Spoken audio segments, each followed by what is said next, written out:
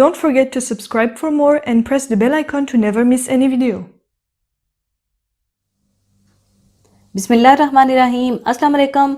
आज मैं आपको दरबारी दाल बनाना सिखाऊंगी। तो इसे बनाने के लिए मैं ले रही हूँ चने की दाल 250 ग्राम, जिसे धोकर पानी में भिगोने के बाद हाफ टी स्पून हल्दी, हाफ टी स्पून सिरका, 1 टीस्पून लहसुन अदरक डालकर उबाल लें। जब हाफ डन हो जाए तो इसमें थोड़ा नमक डालकर गला लीजिएगा और इसमें इतना पानी डालिएगा कि जिसमें दाल गल जाए और हल्का हल्का सा पानी रह जाए। और दाल मसाला जो कि बनाना मैं सिखा चुकी हूँ, बनाकर रख लीजिएगा और 4 टेबलस्पून दाल मसाला ले लीजिएगा। इसके अलावा देसी घी हाफ कप, आपकी मर्जी है, अगर आप इसे मक्खन में बनाना चाहते हैं तो मक्खन ले लीजिएगा।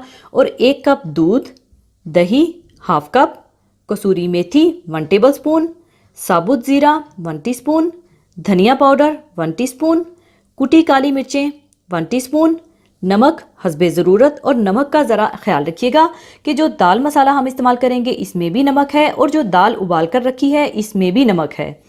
और 2 टेबलस्पून लहसुन अदरक और गरम मसाला पाउडर हाफ टी स्पून और 1 अदद प्याज बारीक काट लीजिएगा और 2 अदद टमाटर कटे हुए, हरी मिर्चें बारीक कटी हुई 3 से 4 अदद और थोड़ा बारीक कटा हरा धनिया। और इसका तड़का तैयार करने के लिए 1 अदद छोटी प्याज बारीक स्लाइसिस में कटी हुई, 2 टेबलस्पून देसी घी और 1 टेबलस्पून चारों मगज़ ले लीजिएगा। और इसमें सुर्ख मिर्च पाउडर मैं नहीं डाल रही क्योंकि पहले से ही इसमें दाल मसाले में सुर्ख मिर्च पाउडर डला हुआ है।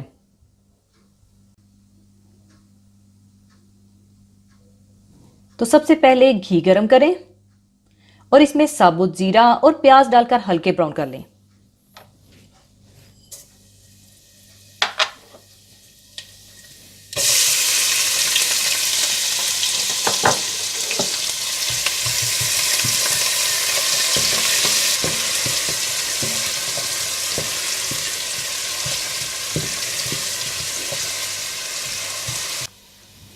जब प्याज हल्के से ब्राउन होने लगे तो इसमें हरी मिर्चें और अदरक लहसुन डालकर भूनें।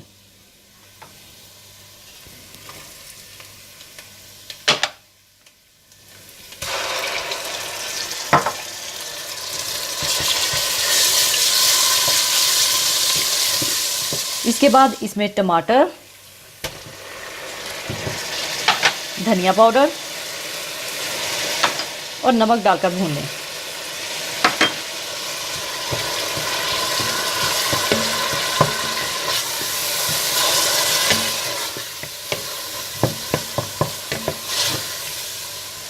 जब टमाटर थोड़े गल से जाएं तो इसमें दही और दाल मसाला डालकर थोड़ा भून लें।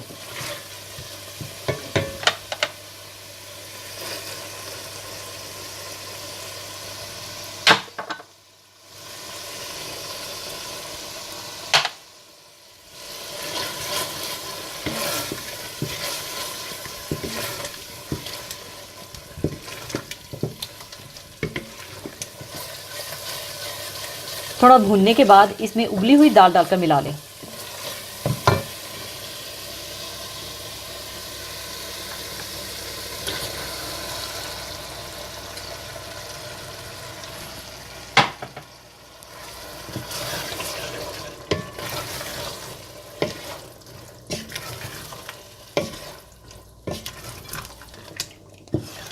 अच्छी तरह मिलाने के बाद आप इसमें डाल दें दूध,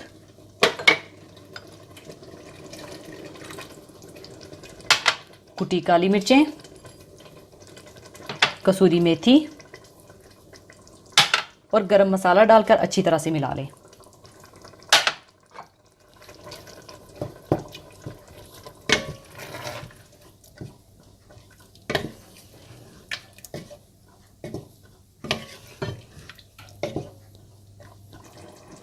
इसके बाद इसमें हरा धनिया डालकर मिला लें।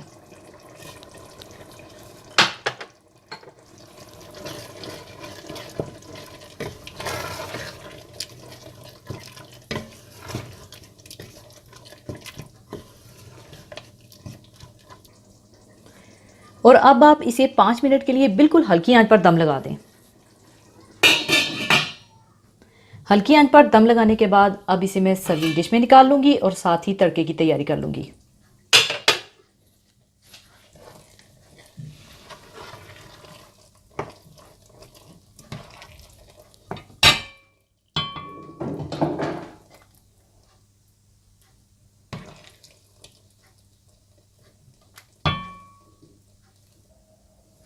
और इसका तड़का तैयार करने के लिए घी गरम करें और इसमें प्याज डालकर हल्के गोल्डन ब्राउन कर लें।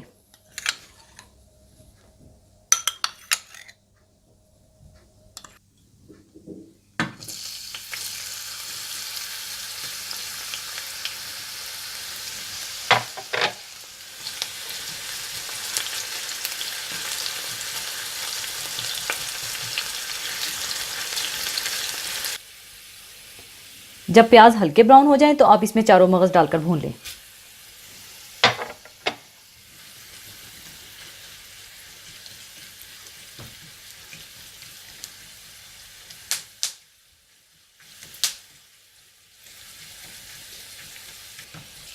इसके बाद ये तड़का आप दाल पर डाल दें।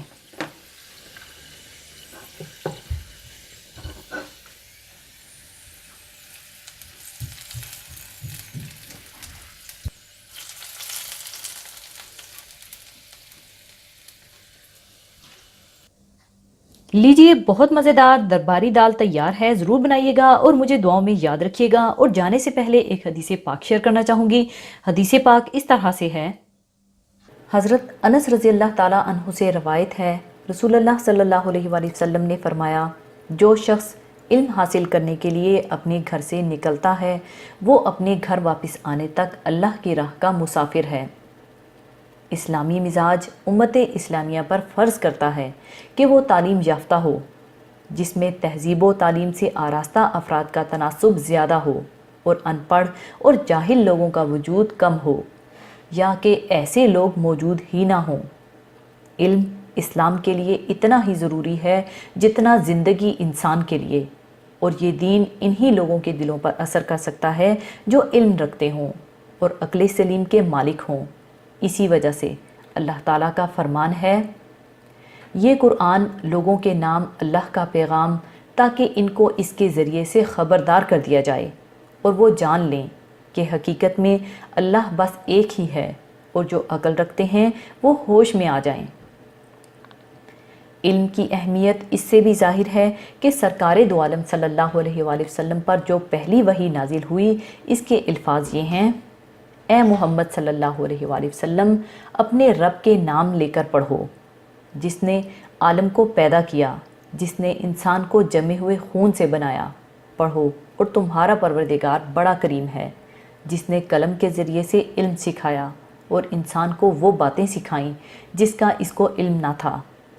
ये 5 आयतें कुरान की सब आयतों और सब सूरतों से पहले उतरी। इन आयात में सबसे पहले इंसान की तख्लीक की हालत का ज़िक्र है। इसके बाद तालीम का बयान है, क्योंकि तालीम ही वो चीज़ है जो इंसान को दूसरे तमाम हैवानात से मुमताज़ और तमाम मखलूक़ात से अशरफ व आला बनाती है।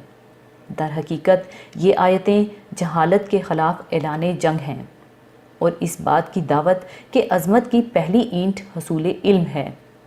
हज़रत आदम अलैहिस्सलाम की पैदाइश पर जब अल्लाह ताला ने फ़रिश्तों के सामने अपने नायब की हैसियत से इंसान की तख्लीक का इरादा ज़ाहिर फरमाया, जिस पर फ़रिश्तों ने इस ख़याल का इजहार किया कि वो मखलूक तो ज़मीन में फ़साद करेगी, जबकि हम आपकी हम्दो सना करते हैं। फ़रिश्तों के इस इजहार और सवाल के जवाब में अल्लाह ताला ने हकीमाना अंदाज से आदम अलैहिस्सलाम की बरतरी इल्म के ज़रिए वाज़िया की और फ़रिश्तों ने हज़रत आदम अलैहिस्सलाम को सजदा किया। दीन इस्लाम फ़रीज़ा तालीम को फ़र्ज़ ऐन और फ़र्ज़ कफ़ाया में तकसीम करता है। इसकी तफसील ये है कि अगर इल्म का ताल्लुक़ मुस्लिम फ़र्द की रूहानी, अक़ली, जिस्मानी और इख़लाक़ी शख्सियत साजी से हो तो ऐसा इल्म बक़दर ज़रूरत हासिल करना फ़र्ज़ ऐन है, और इतना इल्म हासिल करना सब पर फ़र्ज़ है, चाहे मर्द हो या औरत, बच्चा हो या बड़ा, मुलाजिम हो या मज़दूर। गर्ज़ ये कि उम्मत मुसलमान के हर तबके पर फ़र्ज़ है। इस एतबार से तिलावत कुरान करीम का सीखना, नमाज, रोज़ा, हज, ज़कात वग़ैरह के अहकाम, इख़लाक़ी उसूल, हराम व हलाल के मसाइल, सेहत आमा से मुतल्लिक़ उसूल, गर्ज़ ये कि तमाम वो चीज़ें जिनकी ज़रूरत एक मुसलमान को अपने दीन और दुनिया के मामलात के लिए पड़ती है, इन सब का सीखना हर मुसलमान मर्द और औरत पर इसी तरह फ़र्ज़ ऐन है जैसे 5 वक्ता नमाज। अगर इस इल्म का ताल्लुक़ ज़राअत, सनात, तिजारत, तिब, इंजीनियरिंग, दिफा या और फ़ायदेमंद उलूम से हो तो ऐसे इल्म का हासिल करना फ़र्ज़ कफ़ाया है। जैसे नमाज जनाजा, यानी अगर बाज़ आदमी इसको हासिल कर लें तो सबसे गुनाह साकित हो जाएगा, और अगर इस्लामी माशरे में कोई शख्स भी इसे हासिल ना करे तो सबके सब गुनाहगार और इस सिलसिले में अल्लाह को जवाबदेह होंगे। दर हकीकत दुनियावी अलूम की हैसियत दीन इस्लाम के खादिम की सी है, और जब तक इनमें महारत हासिल ना की जाए ना सिर्फ हमारे दुनियावी काम ही नामुमकिन रहते हैं बल्कि अक़वाम आलम में अशात इस्लाम भी नामुमकिन हो जाती है। इसलिए हर मुसलमान मर्द औरत को चाहिए कि दीन के इल्म के साथ दुनियावी अलूम में भी महारत हासिल करें। इस तरह वो दुनिया में भी कामयाब व कामरान होंगे और आखिरत में भी अपने हुस्ने नीयत से इसका अजर पाएंगे। इसी के साथ मैं आपसे इजाज़त चाहूँगी। अपना बहुत ख्याल रखिएगा, दुआओं में याद रखिएगा। अल्लाह हाफिज़।